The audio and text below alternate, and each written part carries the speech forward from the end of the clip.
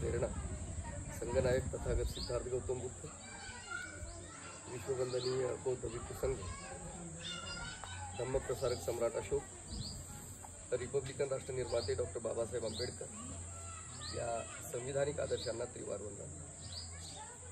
Republican party of इंडियाचे राष्ट्रीय अध्यक्ष, केंद्रीय सामाजिक न्याय राज्यमंत्री डॉक्टर रामदासजी आठवले, महिला आघाडीच्या राष्ट्रीय अध्यक्ष आदरणीय सीमाताई आठवले, या रिपब्लिकन भारताचे लोकप्रिय प्रधानमंत्री नरेंद्रजी मोदी आणि आज या छोट्याशा मीटिंगसाठी मी या ठिकाणी जे आलेलो आहे हे रिपब्लिकन पार्टीची NDA मध्ये राष्ट्रीय पातळीवर आणि महाराष्ट्रामध्ये महायुतीमध्ये हा रिपब्लिकन पार्टी हा प्रमुख घटक पक्ष आहे आणि यांनी जाहीर युती केलेली आहे। त्या युतीचा संदेश तुमच्यापर्यंत देण्याच्यासाठी मी इथं आलो। प्रदूषण अनेक प्रकारचं प्रदूषण आहे, परंतु रिपब्लिकन पार्टीनं हे स्पष्ट केलेलं आहे की पंकजाताई गोपीनाथराव मुंडे यांना आपण मतदान केलं पाहिजे। का मतदान केलं पाहिजे त्या सगळ्या गोष्टी जर आम्ही पाहायला गेलो तर जसं म्हणजे इंग्रजांचा भारत होता, इंग्रजांचं राज्य होतं, तरी बाबासाहेबांची चळवळ होती नंबर 1ला होती। त्यानंतर भारत स्वतंत्र झाला, त्या स्वतंत्र भारतात सुद्धा बाबासाहेबांची चळवळ नंबर 1 होती आणि प्रजासत्ताक भारत जो 26 जानेवारी 1950ला निर्माण झाला तिथून पुढे सुद्धा बाबासाहेबांची चळवळ ही संविधानिक चळवळ आहे आणि या चळवळीचा द्वेष करण्याच्यासाठी अनेक घटक काम करत असतात। जसं की तत्कालीन जी काही काँग्रेस होती सत्ताधारी, त्या सत्ताधारी काँग्रेसला सुद्धा बाबासाहेबांची धसकी होती।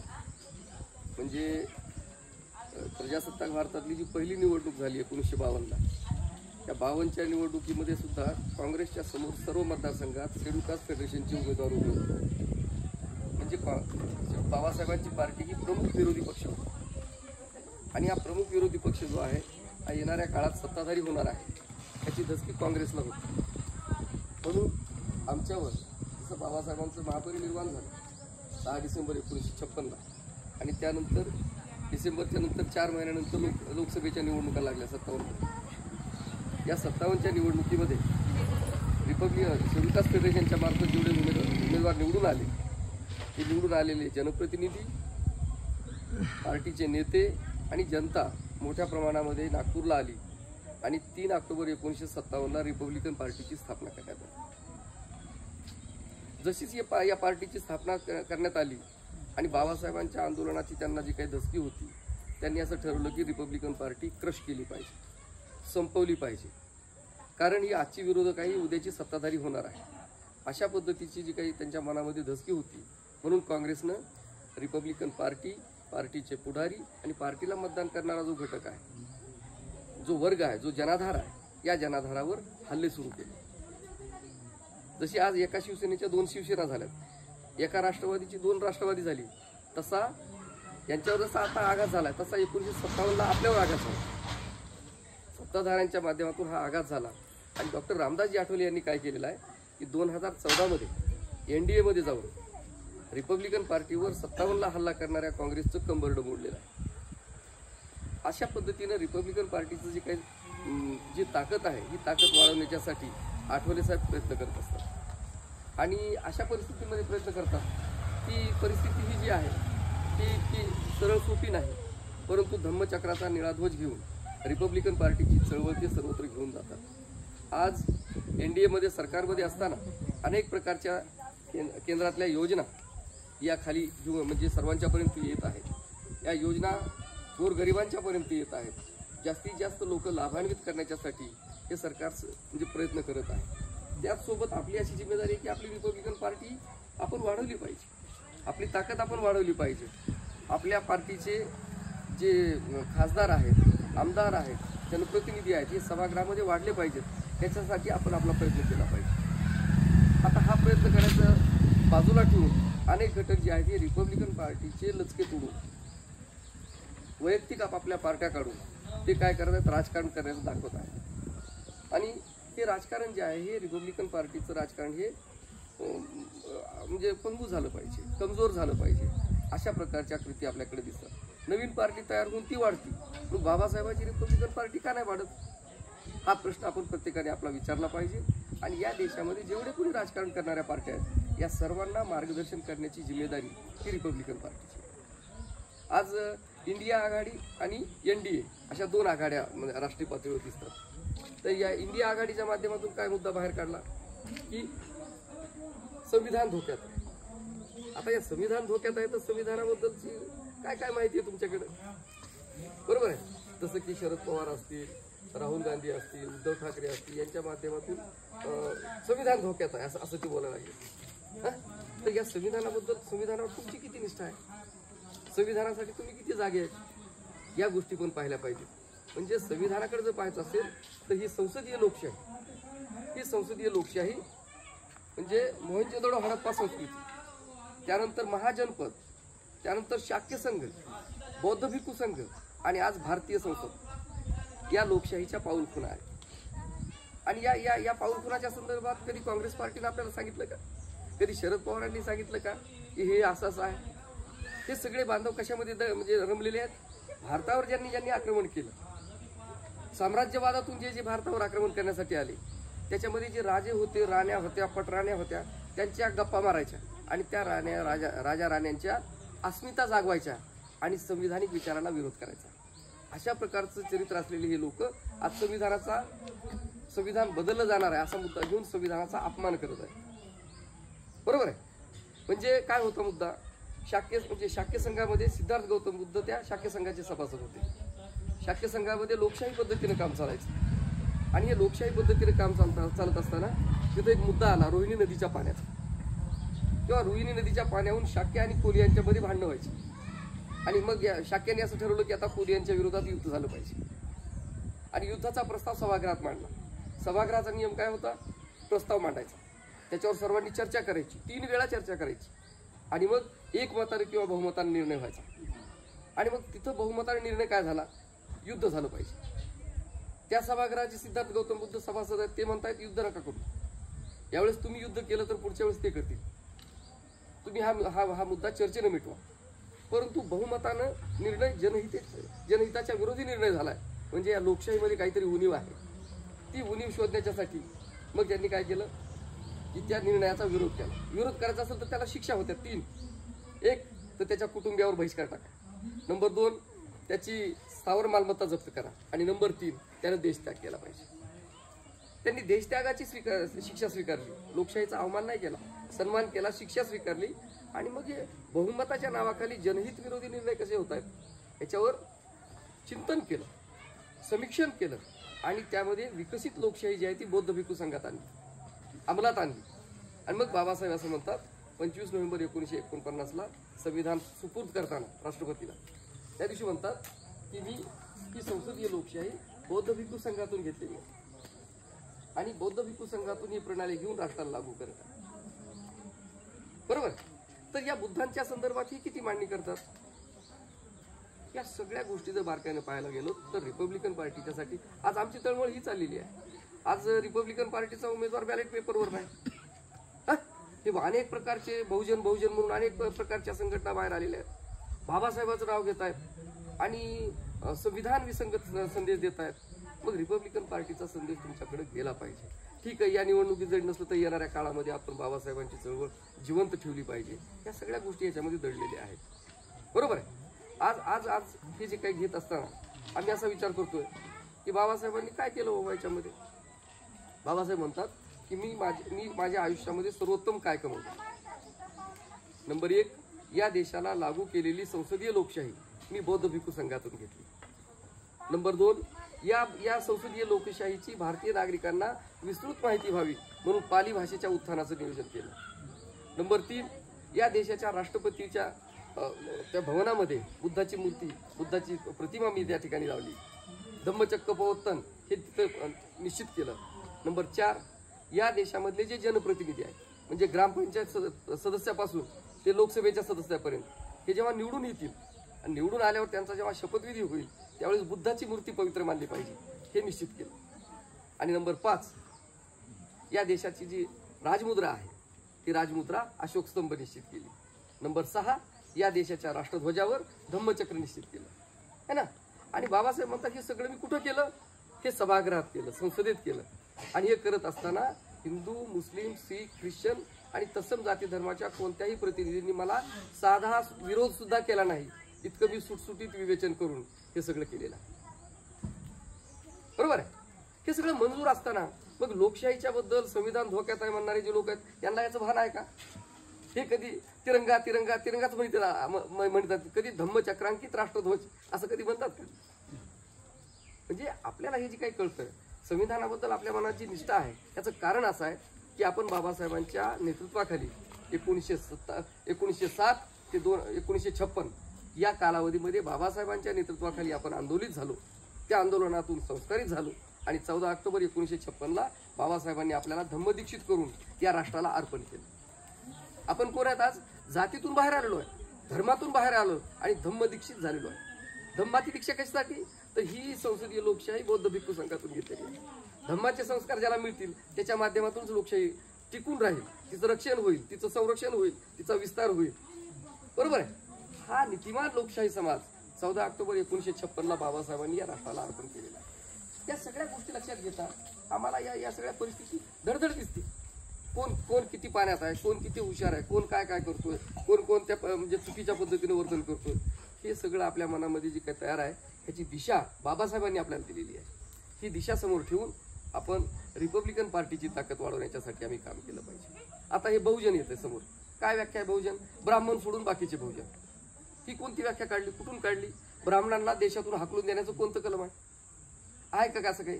बरं, ब्राह्मण सोडून बाकीचे बहुजन. नरेंद्र मोदी ब्राह्मण नाही, आलं का बहुजनाचं राज्य. एकनाथ शिंदे, अजित पवार ब्राह्मणाचे नाहीत, आलं का बहुजनाचं राज्य. म्हणजे अशा तकलादू असंविधानिक संकल्पना काढून रिपब्लिकन पार्टीच्या रिपब्लिकन तत्वज्ञानाला असं वाकडं दाखवायचे धंदे आपल्यातलेच काही लोक करायले. बरोबर आहे.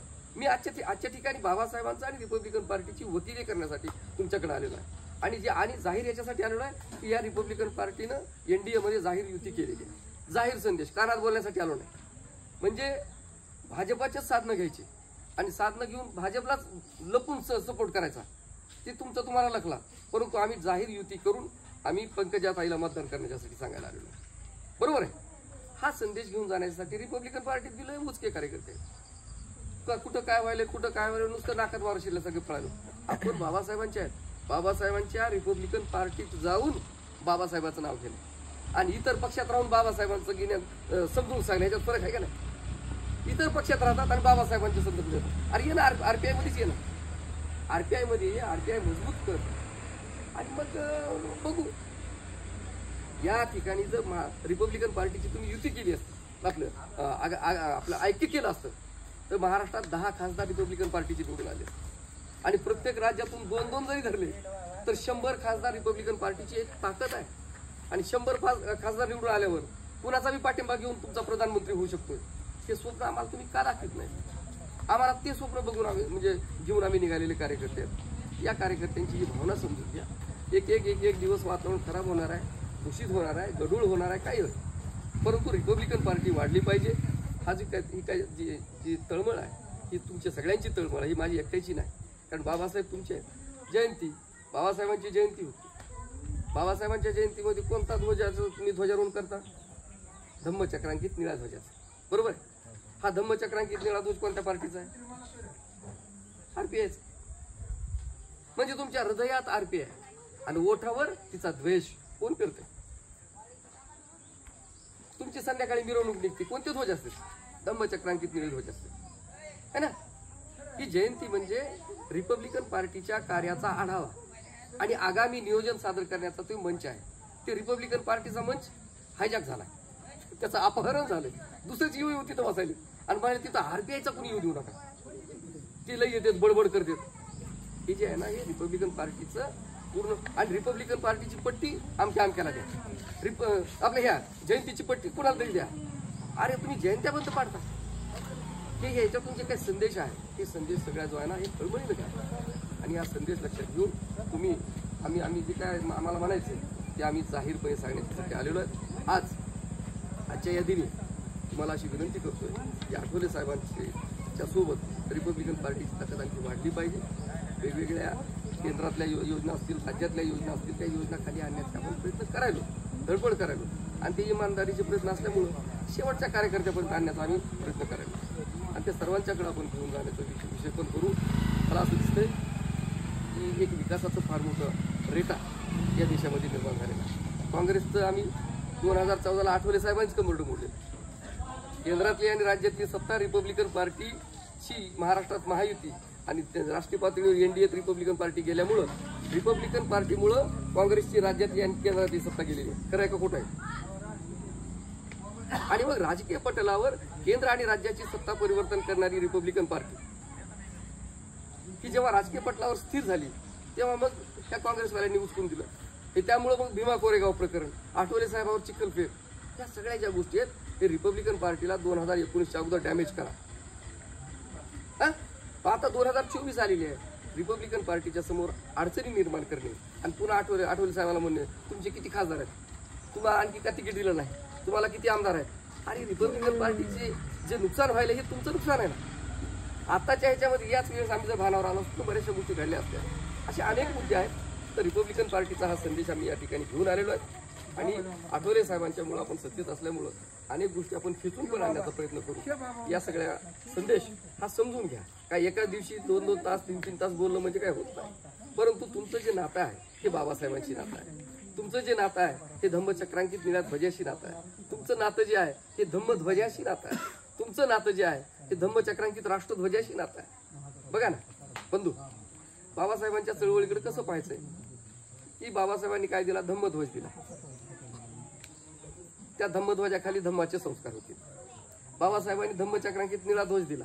त्या धम्मचक्रांकित निळ्या ध्वजाखाली काय होईल? हे संस्कारी धम्माचे संस्कार म्हणजे संसदीय लोकशाहीचे संस्कार.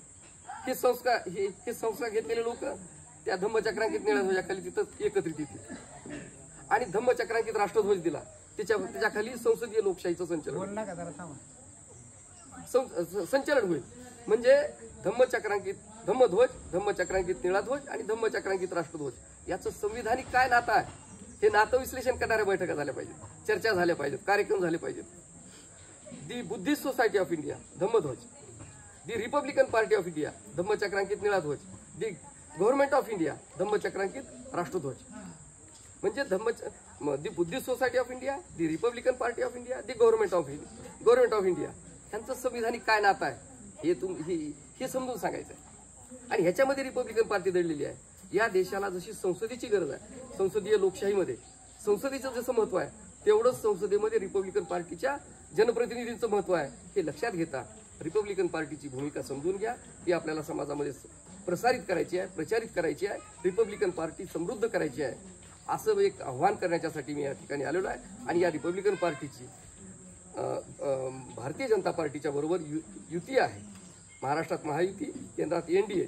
तर या पंकजाताई मुंडेंच्या कमळ या निशाणीवर सर्वांनी मतदान करावं अशा स्वरूपाचं एक कमी शब्दातलं एक नम्र आव्हान, एक रिपब्लिकन पार्टीचं जाहीर आव्हान, जी जाहीर युती केली, लपून नाही, जाहीर युती केलेली आहे. आणि ही राजकीय युती आहे, बरोबर आहे. अशा युत्या अनेकांशी होतील, आघाड्या होतील, काही होईल. परंतु रिपब्लिकन पार्टीचं जे तत्वज्ञान आहे हे तत्वज्ञान या देशातील सर्व राजकीय पार्ट्यांना मार्गदर्शन करण्याचं तत्वज्ञान आहे. या देशातील बाकीच्या सगळ्या ज्या पार्ट्या आहेत या सगळ्या संविधान निरक्षरांच्या पार्ट्या आहेत. संविधान निरक्षर लोक आहेत. हे संविधान साक्षर होतील, नंतर यांच्यात संविधानाची निष्ठा निर्माण होईल, हा भाग आहे. या सगळ्यांना मार्गदर्शन करण्यासाठी डॉक्टर रामदासजी आठवले यांचे हात आपण बळकट केले पाहिजेत. आणि रामदासजी आठवले यांना आपण तिकडे जे पाठवलंय ते मार्गदर्शनासाठी पाठवलेलं आहे. तर आपल्या इथेच काही जण काय म्हणतात की कविताच करतात. अरे आठवले साहेबांची कविता प्रधानमंत्र्याला आवडते, आठवले साहेबांची कविता म्हणजे विरोधी पक्ष नेत्याला आवडते, आठवले साहेबांची कविता राष्ट्रपतीला आवडते, या देशातले जेवढे टीव्हीचे चॅनल आहेत त्या चॅनलवाल्याला आवडते, पत्रकाराला आवडती, संपादकाला आवडती, जनतेला आवडती. पण आपल्यातलेच काही जण खोड्या करतात. या खोड्या बंद झाल्या पाहिजे आणि रिपब्लिकन पार्टीची ताकद वाढली पाहिजे असं एक नम्र आव्हान या ठिकाणी करून पंकजाताईंना या परिस्थितीमध्ये जातीवाद जे काय चाललाय काय जातीवाद तर रोजच त्याच्यात लढतो. आता ते पंकजाताई संघ होत असेल तर ते होऊ द्या, बरोबर आहे, ते बघून घेतील कसं आहे. परंतु रिपब्लिकन पार्टीची जी काही आपलं जी ताकद आहे ही ताकद राजरोसपणे पंकजाताईच्या पाठीशी आपण उभी करू आणि प्रत्येक मुद्द्यासाठी आम्ही बाहेर आहोत. म्हणजे आरक्षणाचा जे मुद्दा असेल, आरक्षण जे आहे म्हणजे 340 कलम निर्माण करणे संविधानामध्ये, त्याच्या तहत काका कालेलकर आयोग, मंडल आयोग आणि त्या आयोगांची निर्मिती आणि अंमलबजावणी याच्यासाठी देशामध्ये जर संघर्ष कोणी केला असेल तर तो रिपब्लिकन पार्टीने केलेला आहे. या सामाजिक समता आणि राजकीय समता याचं महत्व जर कुणाला कळत असेल तर रिपब्लिकन पार्टीला कळते. या देशामध्ये सत्ताधारी असतील, विरोधक असतील, हे आरक्षणाच्या संदर्भात गंभीर नसतात. आज वेगवेगळ्या म्हणजे डिपार्टमेंटमध्ये जो काही बॅकलॉग आहे, तो बॅकलॉग जो शिल्लक आहे त्याला कोण जिम्मेदार आहे ना? या सगळ्या गोष्टी ज्या आहेत ना याच्यावर गंभीर असलेली रिपब्लिकन पार्टी आहे. रिपब्लिकन पार्टी वाढवा, म्हणजे ते काही रातोरात होत नाही, परंतु ती एक प्रक्रिया आहे आणि त्या प्रक्रियेमध्ये जगण्यासाठीच बाबासाहेबांनी आपल्याला जन्म दिलेला आहे. बाबासाहेबांच्या आंदोलनामध्ये आपण तयार झालेलो आहे. भारताचं संविधान, बुद्धाचा धम्म, रिपब्लिकन पार्टी ऑफ इंडिया, नीतिमान लोकशाही समाज आणि राजकारण प्रवेशपूर्व प्रशिक्षण विद्यालय या पंचसूत्राच्या आधारे रिपब्लिकन पार्टी तुम्ही मजबूत करावी असं नम्र आव्हान करून आणि पंकजाताईला या लोकसभेच्या निवडणुकीमध्ये निवडून देण्याचं काम आपण केलं पाहिजे. कारण जो जनप्रतिनिधी बीड जिल्ह्याचं नेतृत्व करणार आहे तो तिथं बी उठून दिसला पाहिजे सभागृहात, है ना? आणि पंकजाताईंच्या माध्यमातून आपण अनेक प्रकारचे कामं पण या ठिकाणी आपण प्रभावीपणे करू शकतो. त्यांच्या माध्यमातून जिल्ह्याला विश्वास मिळू शकतो की आमचा जनप्रतिनिधी प्रभावी आहे आणि या प्रभावी जनप्रतिनिधीला आपण निवडून देण्याच्यासाठी प्रयत्न करावेत. त्यांच्या कमळ या निशाणी समोरचं बटन दाबावं असं नम्र आव्हान करून मी या ठिकाणी थांबतो. सप्रेम जय भीम, जय रिपब्लिकन भारत, जय रिपब्लिकन राष्ट्रवादी.